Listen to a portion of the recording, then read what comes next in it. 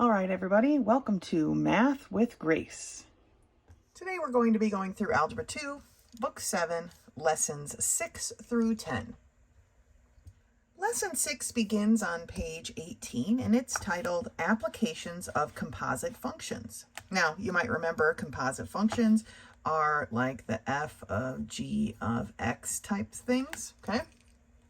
So it says a common example of composite function in everyday life is discounts on top of discounts at retail stores. First, you have to solve the innermost discount, and then you can solve, that will be the input for the outermost discount. So I'm not really a big fan of how they do this, so we're going to be doing it in slightly, or thinking about it at least, in slightly a different way, but let's read through what they have. It says Miller's Feed is selling last year's seed stock at 20% discount. In addition, this weekend, they are offering 10% off the total of any purchase. And they want you to calculate the total percentage of a discount. Now, they're like, oh, if you take, here's your, make a function, and it's x minus 0.2x, 0.2 being your 20% off, right? So you're taking your total, minusing your 20% to get the fact that you are paying for 80%. But that's how I want you to think about it, right? If you are not paying for 20% of an item, you are paying for 80% of an item, okay? Oh, and I wrote 8. You are paying for 80% of an item, right? And then after that, it says, this weekend they're offering a 10% discount, okay? You're not paying 10%, but you are paying 90%, okay?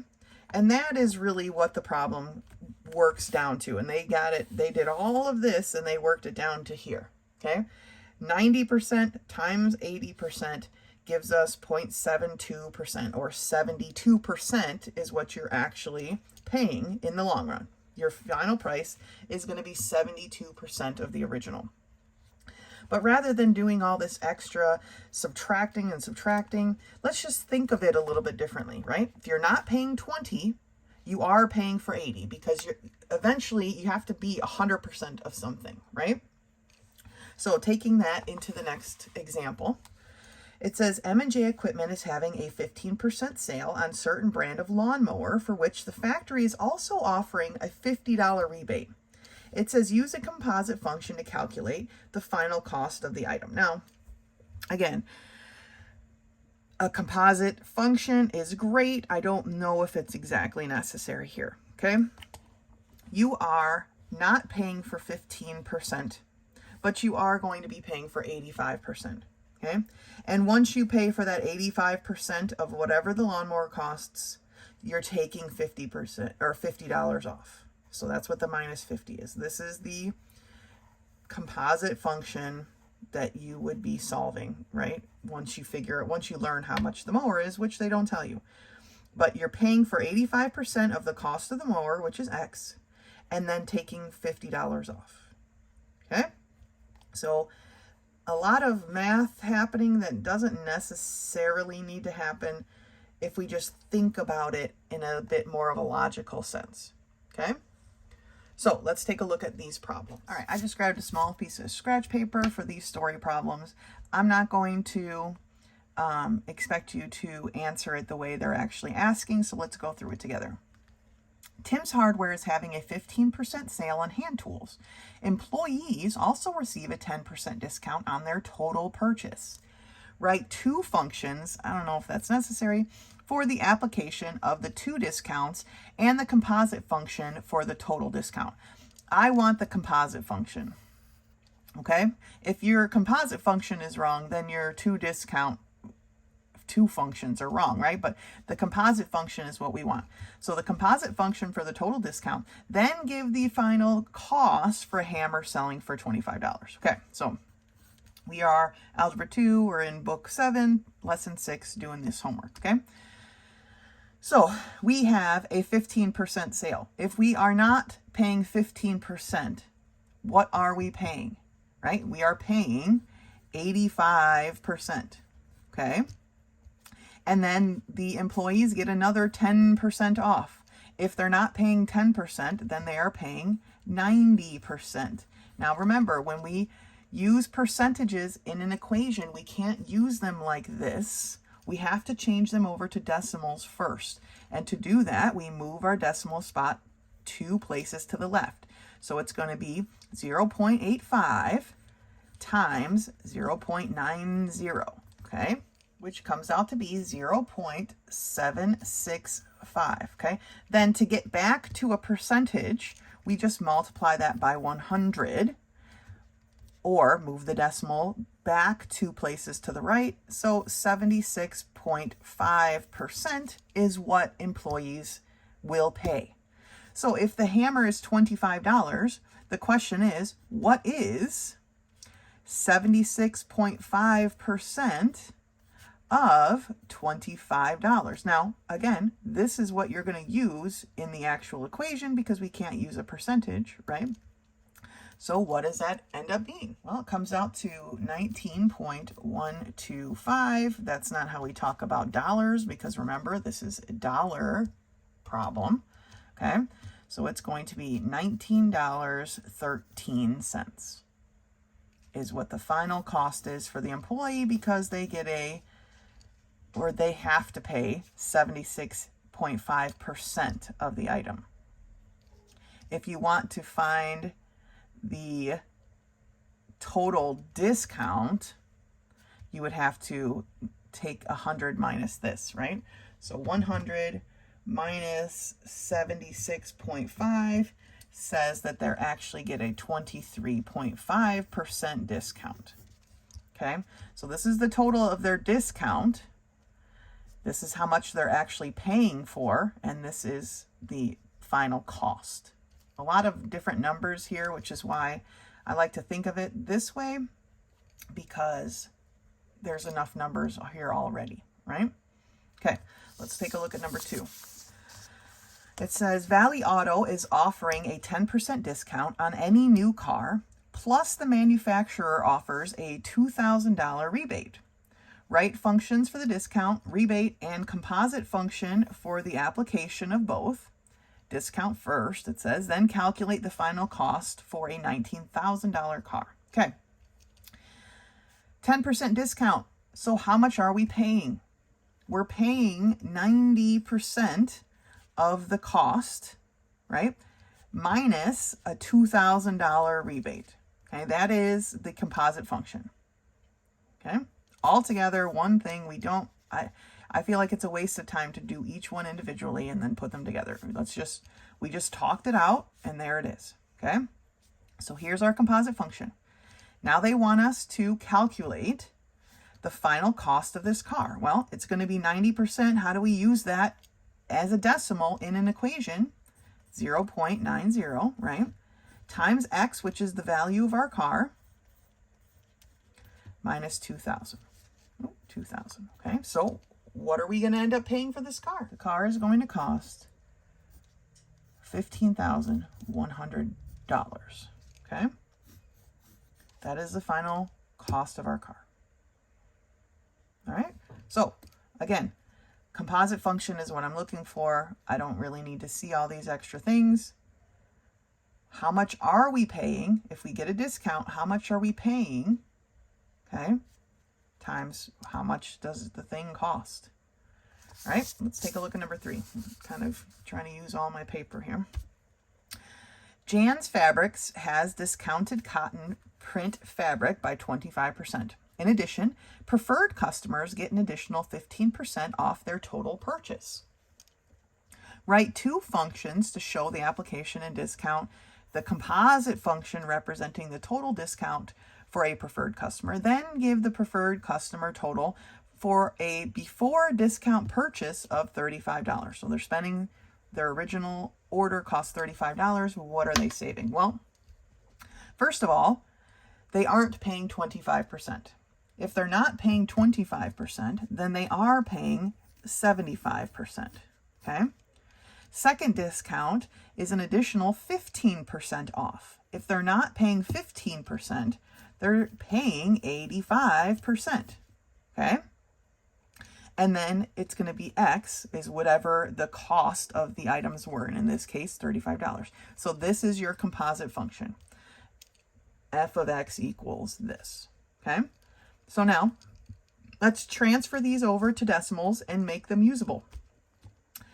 75% is the same as 0.75. Okay. 85% is 0.85. And how much did they spend? Before discount is $35. So what is the total cost of their bill? Let's figure that. Multiply all those things out. We get $22.3125, right? But that's not how we talk about money. $22.31, because we're rounding one based on a 2, so it's just going to say the same. So the final bill for this preferred customer is going to be $22.31. Now, does it ask? It doesn't really ask what their total, it says representing the total discount, but it doesn't ask you to show what that was. If they want you to show what that is, then you'd have to calculate this and do some other things, but they're not asking that because it would be a wasted step. Okay. So their total savings or total discount, what are they paying? $22.31. That is going to be their total now, the customer total. Okay. One last problem. Problem number 4. Chris operates a retail gift shop where he adds 75% to the wholesale prices of gifts he stocks. All right, so this one's a little bit different because he's adding 75% to the wholesale price. He's doing a markup, okay? Recently, he advertised a sale of 10% off any purchase.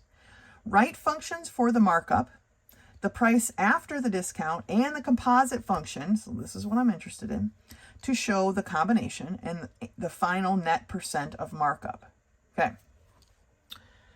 How do we do that? You might be thinking, okay, markup means you're taking the price of something and you're adding to it, right? He's adding 75%.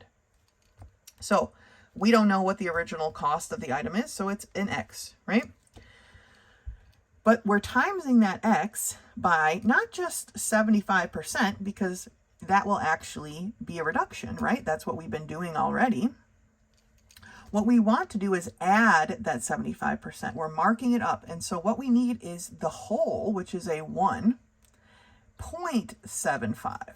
Okay, so the 0.75 represents the increase of 75%, and the 1 to the left of the decimal represents the whole cost of it originally already, right? Does that make sense?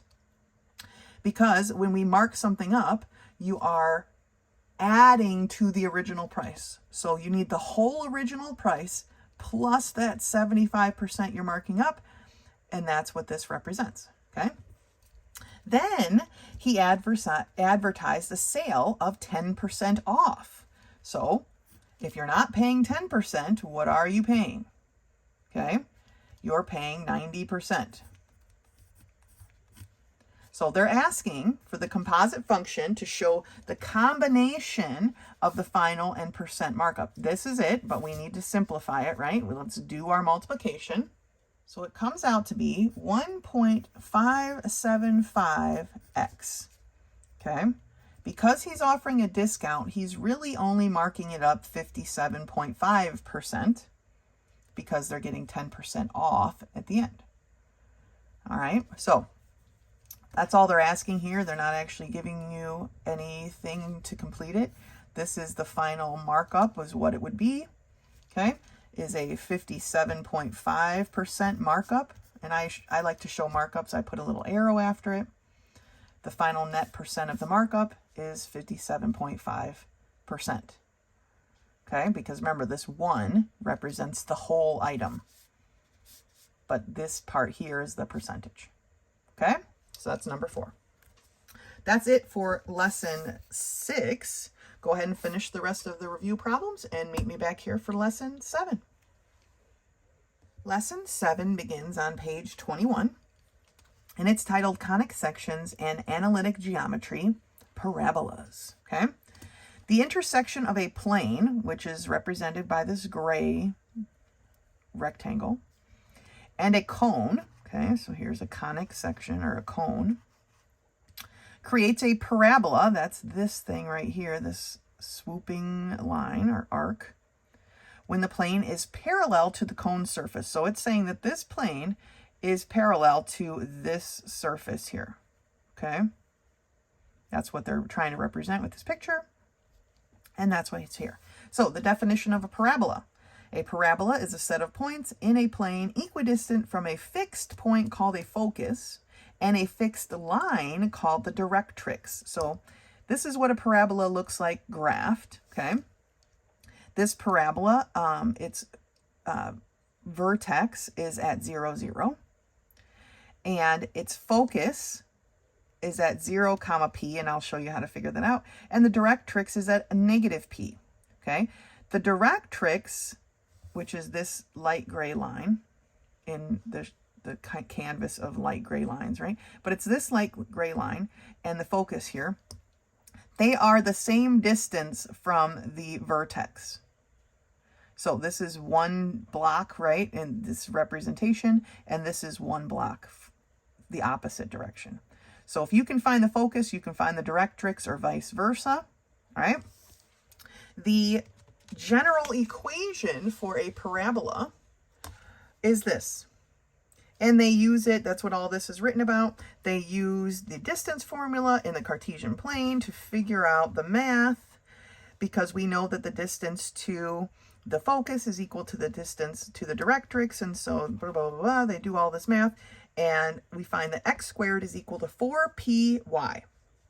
That is the general formula of a parabola. Now, again, I don't require memorization, but this is something that you would really like to know. Another useful way to write this is in a y equals form, which is y equals, I mean, if you just solve this for y, right, you would divide by 4p.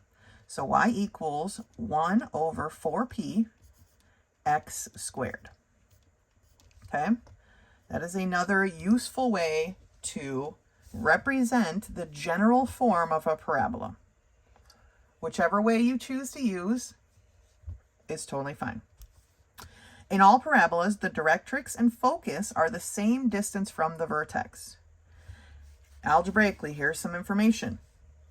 The focus is going to be at 0, comma p.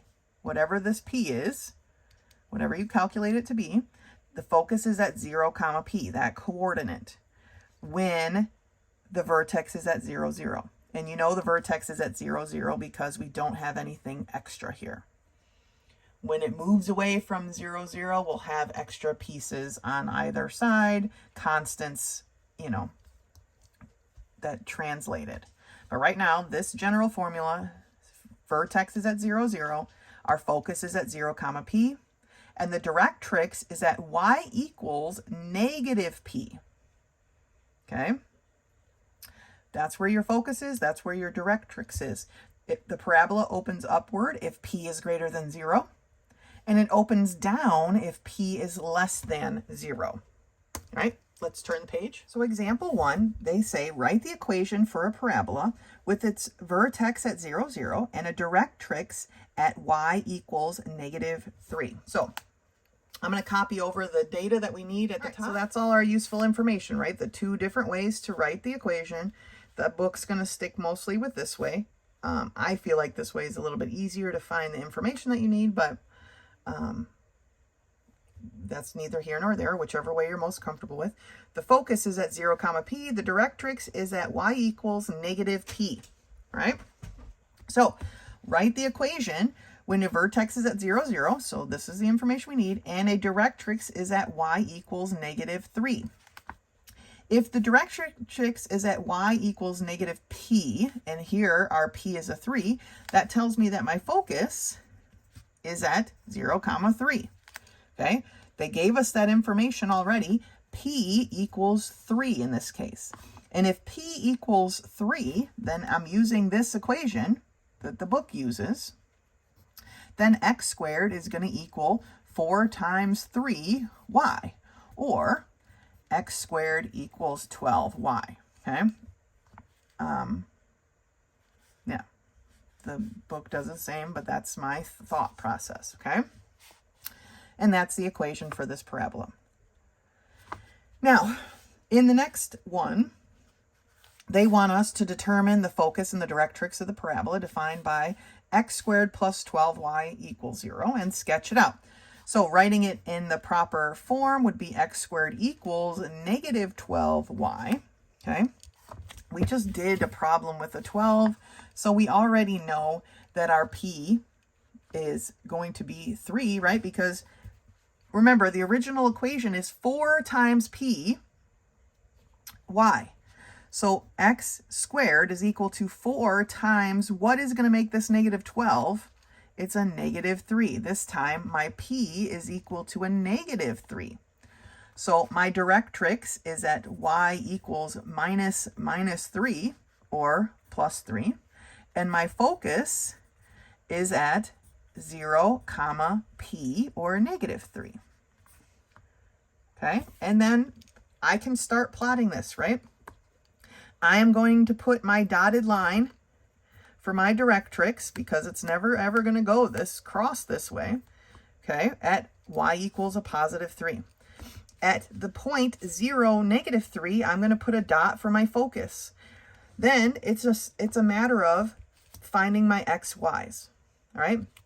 Because they use the x squared equals version, in my opinion, the best thing to do is start with our y. Now, you know how much I like to start with x, and that's why I usually use this version. But whichever one you use is fine. They both are going to work out the same. Now, when you start with your y, in this case, right, negative 12y, I want to think of what number can I make y so that this number altogether is something that is square rootable, a perfect root, right? And it has to be positive, because I cannot take the square root in these problems of a negative number, right? We're not talking about graphing imaginary numbers here. So for this number overall to be positive, all my y's have to be negative. Hence, going down, right, my p is less than 0, so I'm opening down, okay? So they started with y is a negative 1/3, because if y is a negative 1/3, then this becomes a positive 4. The square root of 4 is 2, okay? And technically, the square root of 4 is a plus or minus 2, because remember, if you go to x is negative 2, y is a negative 1/3. There's that point there, because this is our line of symmetry, right? It's going to be equal on both sides. So then the next number they picked for y is a negative 4/3, because a negative 4/3 gives us a positive 16. The square root of a positive 16 is plus or minus 4. So again, positive 4, negative 4/3, which is 1 1/3, negative 4, negative 4/3, or 1 1/3. Okay, remember we got parts on both sides, okay? And then the last one that they chose was a negative 3, because negative 3 times negative 12 is a positive 36. The square root of 36 is plus or minus 6. So again, positive 6, negative 3, negative 6, positive 3. Now, I wouldn't fault anyone if this was the only number you found to plot this graph. Remember, we're just trying to kind of show basic stuff. We really should have 2, but these fractional ones are always hard because you're estimating anyway. But we do need 2 points, but this one is a nice solid point. So, you know, pick one other one and you're good. All right? So let's take a look at these problems together. All right, so we are in Algebra 2, Book 7, Lesson 7, page 22. Problems 1 through 4 It reads, determine the focus and the directrix for the given parabola defined by the given equation and sketch the parabola for numbers 2 and 4. Now, they're just being kind of lazy because we already did number 2 is example 2. So I'm not graphing that again, we just did it, okay? But we'll graph number 4. But they want us to find the directrix and the focus. So remember, my focus is at 0, p, and my directrix, I just call it dir, is at y equals -p, okay? So first thing we should do is write equation 1 in the proper form, standard form. So x squared, as the book shows it, is 8y. Like I said, we could write it in that other form as the same thing, but I'm just going to stick to the book way for now. So if x squared equals 8y, remember 8 is equal to 4p because that is the general form, right? X squared is equal to 4py. If 8 is equal to 4p, then p is equal to 2. If p is equal to 2, then our focus is at 0, 2, and our directrix is at y equals -2. Okay, that's all they're asking for problem number 1 through 4, other than graphing number 4, which we'll get to. Problem number 2, we've already done this, but let's just look at it again. It's written in the proper standard form. We know that 4p is equal to -12, so p must be equal to -3. If p is equal to -3, then our focus is at 0, -3, and our directrix is y equals -3 or a +3. Okay. For number 3, that's aggressive. We have x squared minus 8/5 y equals 0. We need to write this in standard form. So x squared is equal to 8/5y. Okay, positive. We need to add it to both sides. Now, we know that 4p is going to be equal to 8/5, right? So p is equal to what? Well, this time we are going to be multiplying by 4, right? Or sorry, dividing both sides by 4, but we can't divide by a fraction, so instead we're going to be multiplying it by 1/4. Multiply by the reciprocal, flip-flop multiply, right? 4 goes into 4 once, it goes into 8 2 times, so p is 2/5. All right, so my focus is going to be at 0, 2/5, and my directrix is going to be at y is equal to a -2/5. Okay, a lot of fractions going on with parabolas usually. All right, last one, number 4. It is written in standard form, x squared equals y, right? We know that 4p is equal to 1 because we have this 1, this invisible 1 right here, right? So my p must be 1/4. My focus is going to be at 0, 1/4. And my directrix is going to be at y equals a -1/4. All right, so now what are our points, right? Let's start our, because this one we're graphing, right? Let's start our xy. We know it's at 0, 0, right? If y is 0, x is 0. Our vertex is at 0. Is this going to be opening up or down? Well, it's opening up because my p is positive, right? So what is my next part? Here is my equation, right? I want to make this work out evenly, a perfect root. So 4 would be a good start, right? If y is 4, x is plus or minus 2. And you need to represent the plus or minus because it is both sides, okay? Let's see, the next one up would be 16, right? Or 9, sorry, 9, and then plus or minus 3. Okay, so there are my points. So now I can make my graph. So I made my graph very top heavy because my y needs to get all the way to 9, right? My focus is at 0, 1/4. So estimating, like right about here, right? My directrix is at y equals a -1/4. So it's about an estimation of maybe right there. And my vertex is at 0, 0. Okay. My next point is at x plus or minus 2, y equals 4. So here's plus 2, 1, 2, 3, 4. Remember, I'm 2 spots from my line of symmetry, so I go 2 spots past it, which is at the -2, +4. And then I'm at +3, +9. So that's 4, 5, 6, 7, 8, 9. 1, 2, 3 spots. So 1, 2, 3 the other way. And we have our parabola. Like so. Okay? Piece of cake. Remember this bit of information. You do not have to memorize it. Please have the data handy so you can use it for each problem. Let's take a look at 5 through 8. All right, so for problem 5 through 8, it says write an equation for a parabola with the given vertex and directrix. Okay. The vertex of each is at 0, 0, so we know this is our general form. Okay. They're giving the directrix equals. I assume that's like y equals kind of such situation. So remember that the y equals -p is our directrix. So this is a -p. So if 5 is a -p, then I know my p is actually -5, right?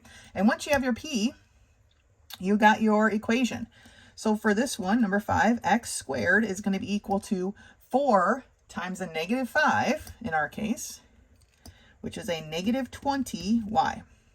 That is the equation. That's all they're asking, okay? For number 6, again, my directrix is y equals -p. So here's the negative. So my p this time is a +1/2.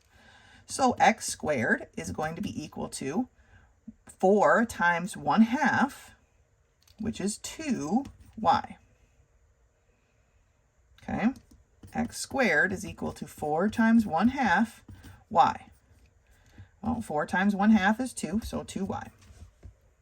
For number 7, my directrix is a -10, so I know my p is a +10.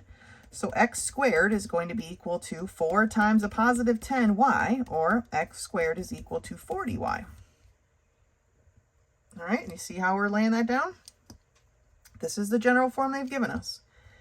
Vertex is at 0, 0. That's our general form. My directrix is a +2 this time, but remember, y equals -p, so my p must be a -2. So x squared is going to equal 4 times -2y, or x squared is equal to -8y is the equation. All they're asking for is the equation. All right? Pretty straightforward. Plugging it right into this. Okay? All right, that's it for lesson 7. Great job. This bit of information is going to be important. Not memorizing, you do not have to, but you definitely need to know where to find the information so that we can determine our focus, our directrix, and the equation of our line, and ultimately graph them using our point system. Okay? Great job. Meet me back here for lesson 8. Lesson 8 begins on page 25, and it's titled Finding the Nth Term of a Geometric Sequence. So we just did this for an algebraic sequence. We had a nice little formula. That is exactly the same for this geometric. It says a geometric sequence is built by multiplying the first term of the sequence and then every following term by the same number to create the next term of the sequence. Boiling that down to a formula gives us that a to the nth power, or sorry, a sub n is equal to a sub 1 times, I don't really like how this is represented, times r to the n minus 1 power, okay? So this is the formula, and I like to have the r part in parentheses, and you'll see why as we work through it. So to find the explicit formula in example 1, for the geometric sequence 2, -6, 18, -54. Okay, well, first thing we need to do is find the ratio, right? And to find the ratio, we take -6 divided by 2, which is a -3. And then we take 18 divided by a -6, which is a -3. And -54 divided by 18 is a -3. Our ratio is -3. Okay? In case you forgot how to figure out that information. Now, what they want to show you here is that you cannot multiply the 2 times the -3 before you take the power, which is why I prefer to have the parentheses like this, because the 3 or whatever you're putting there is being raised to the power, not the 2. Okay, so you need to keep those things separately. So they figured out the ratio is 3, they stuck that in here, and so their explicit formula is a sub n is equal to 2 times the quantity -3 raised to the n minus 1 power.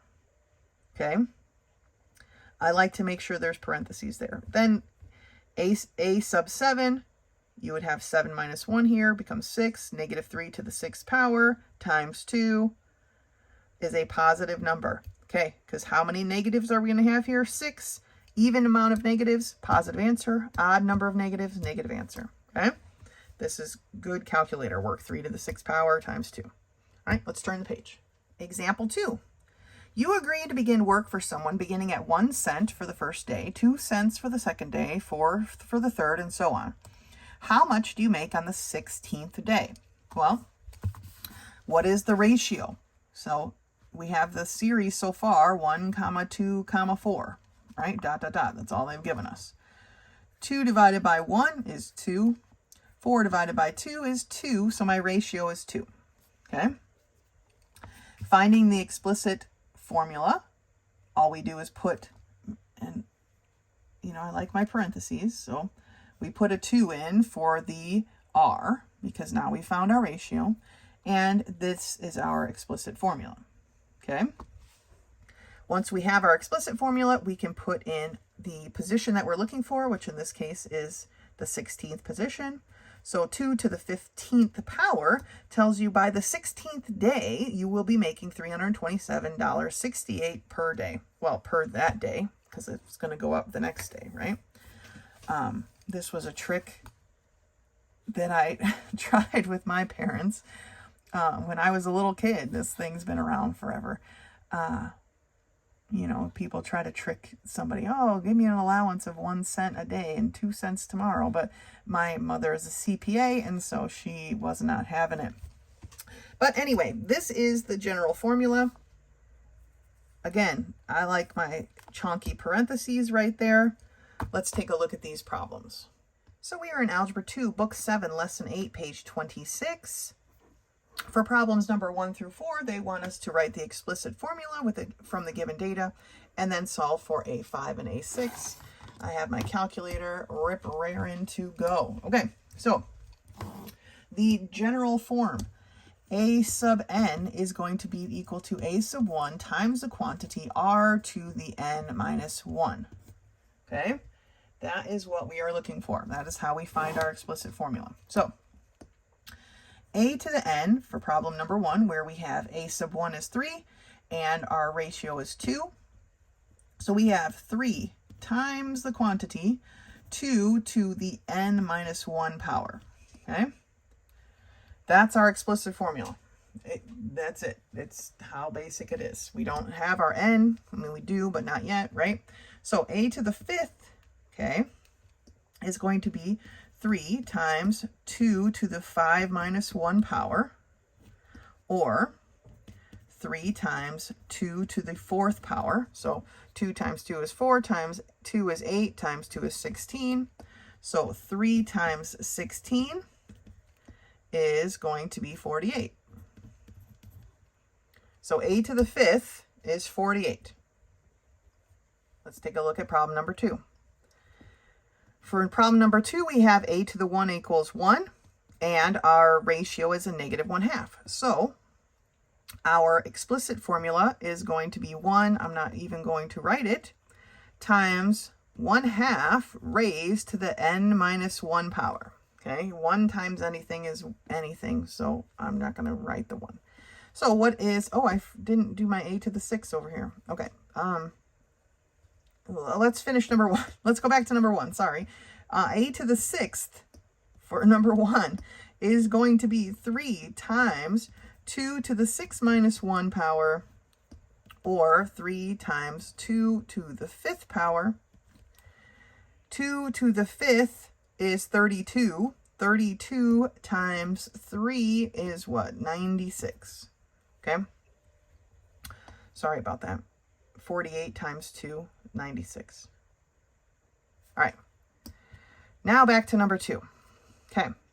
We have our explicit formula. So a to the 5th is going to be 1/2 times, or raised to the power of 5 minus 1, or 1/2 to the 4th power. Okay? Remember, this is the same as 1 to the 4th power over 2 to the 4th power, right? That's what it is. 1 to the 4th power is a 1, and 2 to the 4th power, we just figured out over here, was 16. So this one is 1/16. A to the 6th is going to be 1/2 to the power of 6 minus 1, or 1/2 to the 5th power. So 1 to the 5th power over 2 to the 5th power.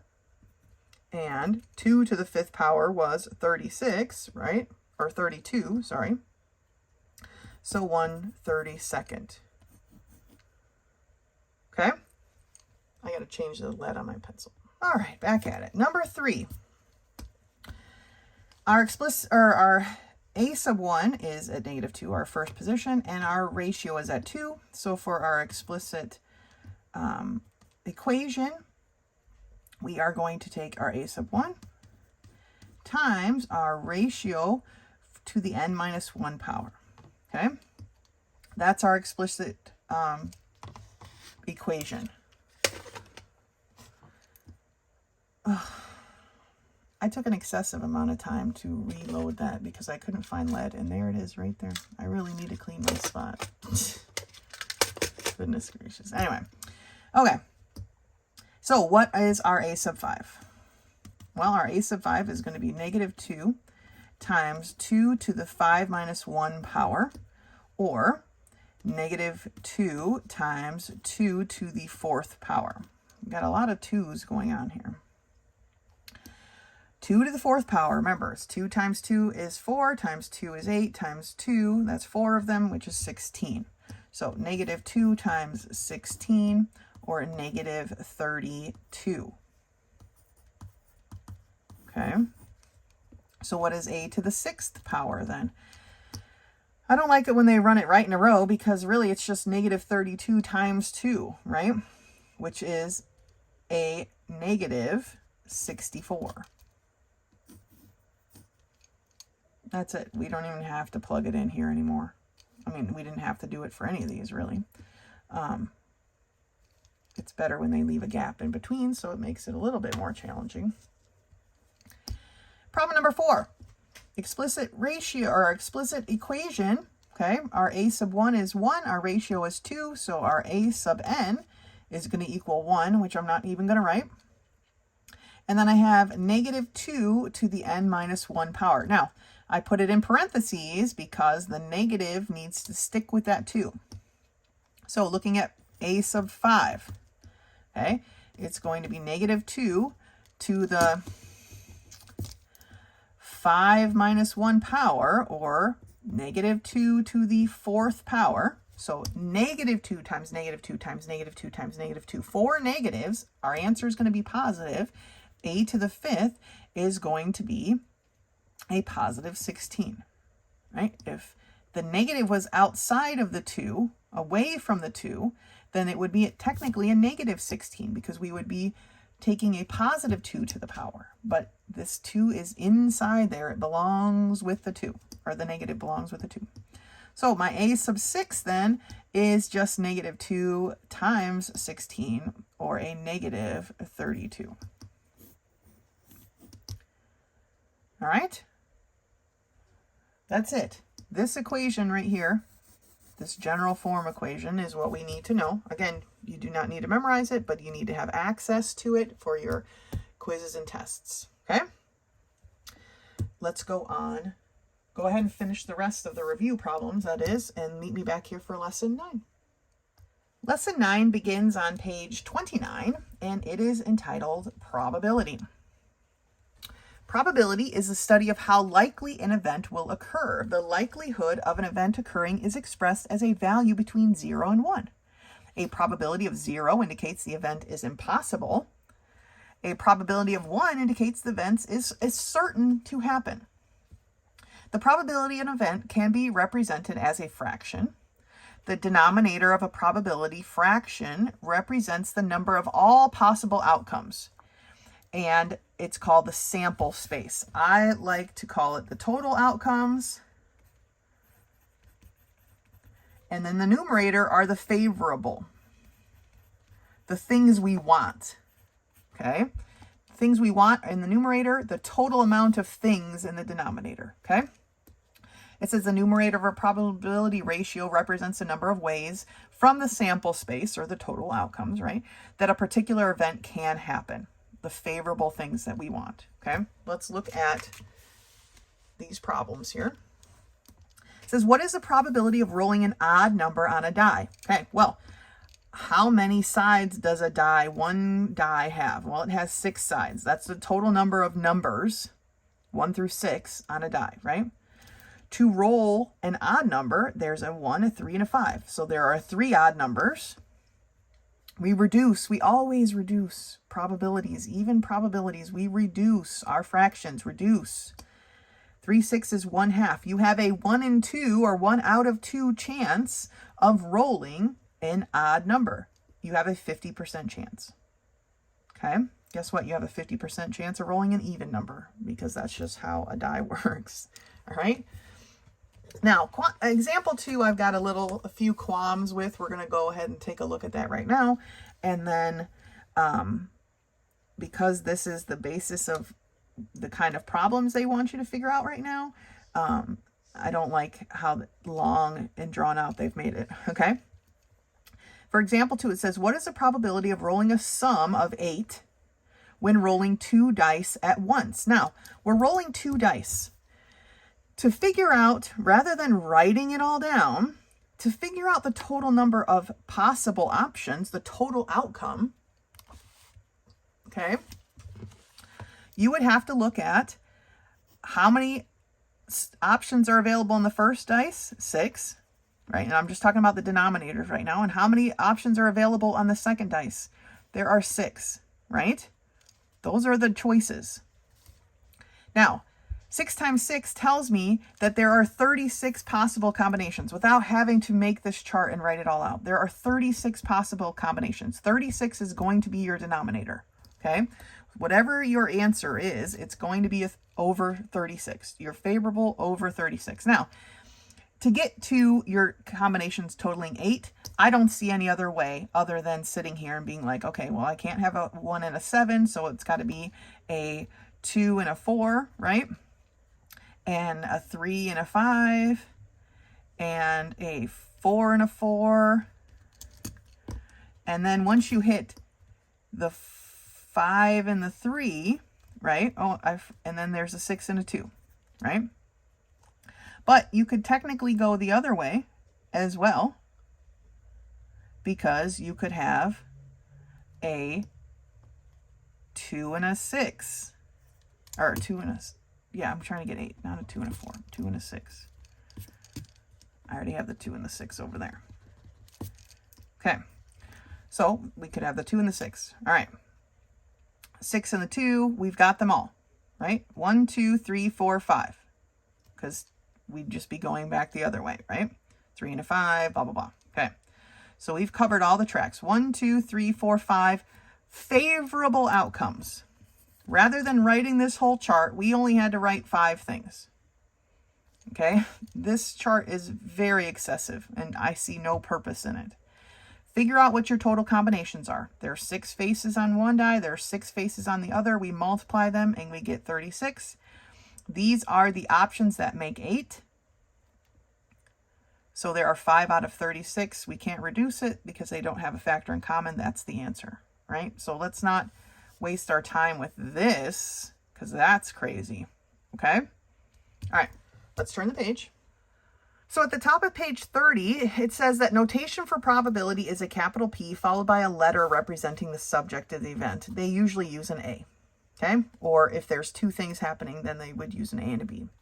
So if rolling A equals rolling a 3, then the probability of A, right, or P of A, just like our composite functions, right, is a 1 of 6 chance. There are 6 numbers on a die. Only one of them is a 3. So you have a 1 in 6 chance. Okay? So let's take a look at these problems together. Let me grab a piece of scratch paper here. I don't want a whole sheet. This will do. Oh, go away. There we go. Okay. When rolling 2 dice, what is the probability of rolling a sum of 7? Now, we've already figured out what our total outcomes. Remember, it's our favorable over our total. Okay. We already figured out that our total is 36 things, right? We already figured that out. There's 6 things on one die times 6 things of another die. This is both in the denominator, so there's a total of 36 things. How many ways can those 2 dice add up to be a 7? Well, you can have a 1 and a 6, right? A 2 and a 5, a 3 and a 4, a 4 and a 3, a 5 and a 2, a 6 and a 1. Okay, we've got to remember, we have to go up and then back down again because we have to start with a different number each time, right? So we have 1, 2, 3, 4, 5, 6 options. So 6 favorable things over a total of 36 things is a 1 in 6 chance. That is the probability. They're not asking us for a percentage right now, so that is the probability. Okay? When rolling 2 dice, what is the probability of rolling a sum of a number less than 6? Okay, so this is part B. This was A. Here is part B. I'm just going to write it over here. A sum that is less than 6. Again, we know that our thing is going to be over 36. Okay, so a 1 and a 1 is less than 6. A 1 and a 2 is less than 6. A 1 and a 3 is less than 6. A 1 and a 4 is less than 6. A 1 and a 5 is not less than 6. Okay. A 2 and a 1 is less than 6. A 2 and a 2 is less than 6. 2 and 3 is less than 6. Right? A 3 and a 1. A 3 and a 2. A 4 and a 1. And that's it. So 1, 2, 3, 4, 5, 6, 7, 8, 9, 10. Okay. You do not have to write out the whole chart of every single thing, every single 36 options, okay? These are the ones that we need. 10 out of 36 can be reduced, right, to 5 out of 16. Or 18, sorry. 18. You have a 5 in 18 chance of rolling a sum less than 6. Now, 5 and 18 is not really a useful number. A percentage would be more useful, but we haven't talked about that quite yet, so we won't talk about that right now. For problem number 2, when rolling 2 dice, what is the probability of rolling a prime number sum? Okay, a sum. Now, this is number 2. Again, it's going to be something over 36, right? We're talking about 2 dice. But we want a sum that is a prime number. What are some prime numbers? Well, 2, right? 3 is a prime number. 5 is a prime. 7 is a prime. Remember, the 2 dice are only going to go up to 12. 6 plus 6 is 12. So 7, then we have 11, and that's it. Those are the prime numbers that could be rolled on a dice. Okay? Now, they want to know it's a number sum. So how do we get 2? Well, we get a 1 and a 1. Snake eyes, right? We can get a 3 with a 1 and a 2, or a 2 and a 1. Okay, remember we have 2 dice. This 1 and 1 doesn't matter, so we only get one choice. To get a 5 would be a 1 and a 4. a 4 and a 1, a 2 and a 3 and a 2. Remember, we got 2 dice. To get a 7 could be a 1 and a 6, or a 6 and a 1, a 2 and a 5 and a 2, a 3 and a 4 and a 3. And to roll an 11, a 1's not going to get me there, right? I can't roll a 2 and a 9. I can't roll a 3 and an 8. I can't roll a 4 and a 7, but I can roll a 5 and a 6, or a 6 and a 5. And that's it. So how many choices, how many favorable outcomes are there? 1, 2, 3, 4, 5, 6, 7, 8, 9, 10, 11, 12, 13, 14, 15. I would say that the only possible difference would be if they're counting the other 1, 1, which would make that 16. Which wouldn't make a huge difference. Okay. But I'm going to stick with my 15. Okay. But it is possible that the other 1 and 1 technically should be counted. I feel like that's a technicality. I'll have to look it up later. Anyway, 15 over 6 can be reduced. They both have a 3 in common. So 5 over 12. All right. And number 3. When rolling 2 dice, what is the probability of rolling a sum of a multiple of 4? All right. Number 3. We are rolling our 2 dice. The sum has to be a multiple of 4. So let's start at the very basics, right? A 1 and a 4 is a multiple of 4. Therefore, a 4 and a 1 is a multiple of 4. A 2 and a 2 is a multiple of 4. And if we're counting the opposite way, right, it would still be another 2 and a 2. That is a multiple of 4. Does 2 and anything else get us to a multiple of 4? 2 times 4. That's 8, right? So then 4 times 2. And 2 times 6 is 12, which is a multiple of 4. So 6 times 2. All right.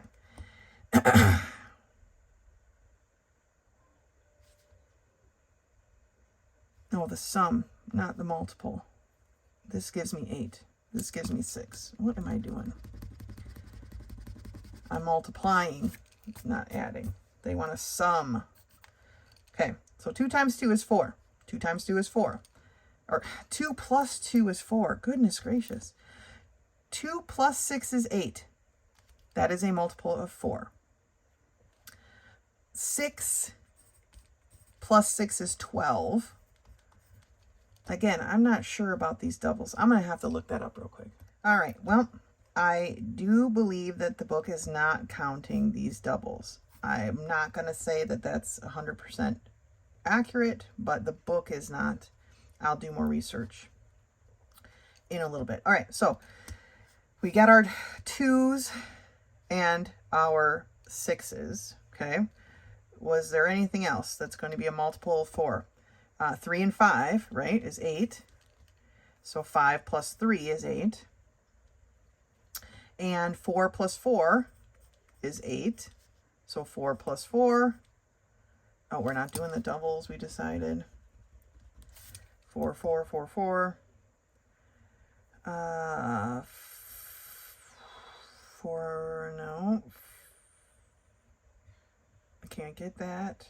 So 5 plus 3, we already did. Okay, we got our 6s. Okay, so 1, 2, 3, 4, 5, 6, 7, 8, 9. That's 9 out of 36. This can be reduced to a 1 in 4 chance. You have a 1 in 4 chance of rolling a sum of your dice that is a multiple of 4. Okay? That's it. So go ahead and finish this lesson with the idea that we are not going to count the doubles. Okay? Meaning like a 2, you roll a 2 on one die and 2 on the other, then you roll a 2 on the other and a 2, right? So those things, these doubles, here, 2, 2, 2, we just count it one time, we don't count it twice. We're going to finish the lesson that way unless I find out something else from the World Wide Webs. That's how we're going to continue. So that's it for lesson 9. That's it for our video for this week. If you have any questions, please do not hesitate to contact me. Otherwise, until next time.